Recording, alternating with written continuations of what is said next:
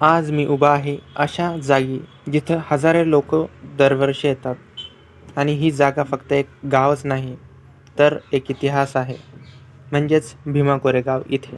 नमस्कार मित्रांनो, आणि आज आपण जाणार आहे भीमा कोरेगाव इथे. आज आहे 1 जानेवारी 208वा शौर्य दिन आणि मी चाललो आहे माझ्या दादा आणि वहिनीबरोबर भीमा कोरेगावला. हा आहे माझा सगळ्यात छोटा पुतण्या, हे आहे दीपाताई, त्यांच्याकडे आहे माझा दुसरा पुतण्या आणि त्यांच्या बाजूला बसलेले आहे माझ्या मोठ्या वहिनी.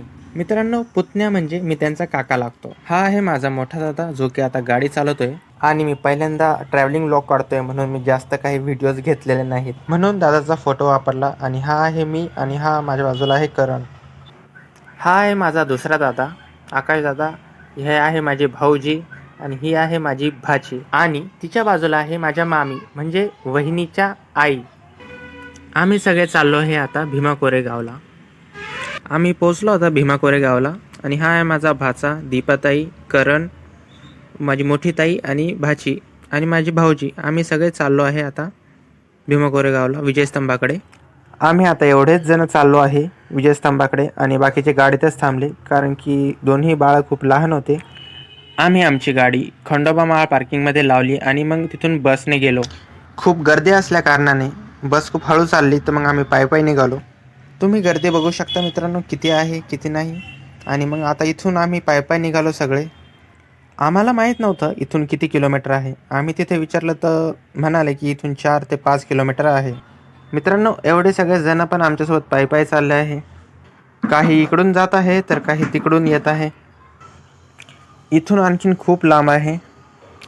खूप वेळ चालल्याच्या नंतर आम्हाला आता विजयस्तंभ दिसला आणि आम्ही जवळ आलो आहे आता.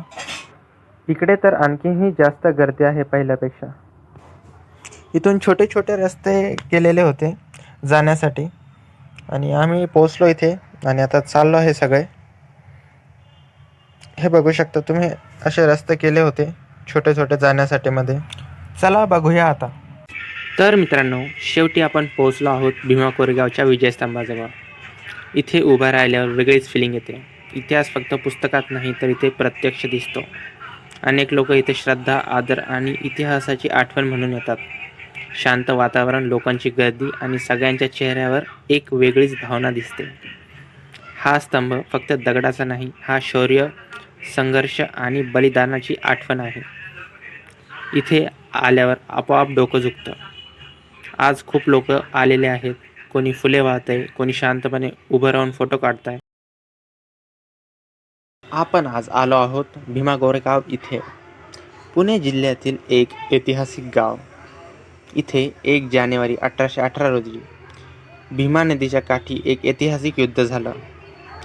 या युद्धात ब्रिटिश सैन्यात मोठ्या प्रमाणावर महार समाजातील सैनिक होते, ज्यांनी अत्यंत धैर्याचा लढा दिला. या विजयाच्या स्मरणार्थ इथे विजयस्तंभ उभारण्यात आला. या स्तंभावर शहीद आणि शूर सैनिकांची नावं कोरलेली आहेत. म्हणूनच भीमा कोरेगाव हे गाव फक्त एक ठिकाण नाही, तर शौर्य, स्वाभिमान आणि इतिहासाचं प्रतीक आहे. दरवर्षी 1 जानेवारीला लाखो लोक इथे येतात विजय स्तंभाला मानवंदना देण्यासाठी.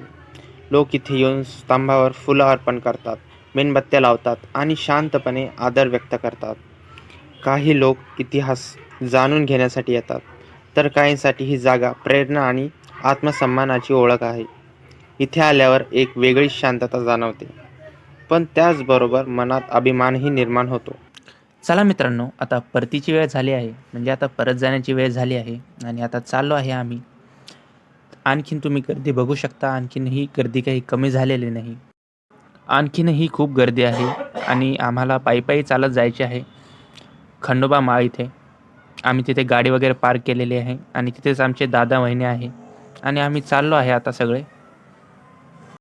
आम्हाला जायला आता रात्रच होईल, कारण की ते खूप लांब आहे. आणखीन इथून 4-5 किलोमीटर म्हणताय, तर जायला तर रात्रच होईल आम्हाला.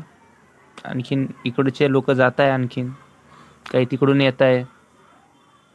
मित्रांनो, शेवटी रात्रच झाली आणि आम्ही आता जवळ आलो आहे. तुम्ही बघू शकता, गर्दी आणखीनही काही कमी झालेली नाही. आम्हाला आता जायला रात्रच होईल आणि भेटूया आता पुढच्या व्लॉगमध्ये. Bye bye.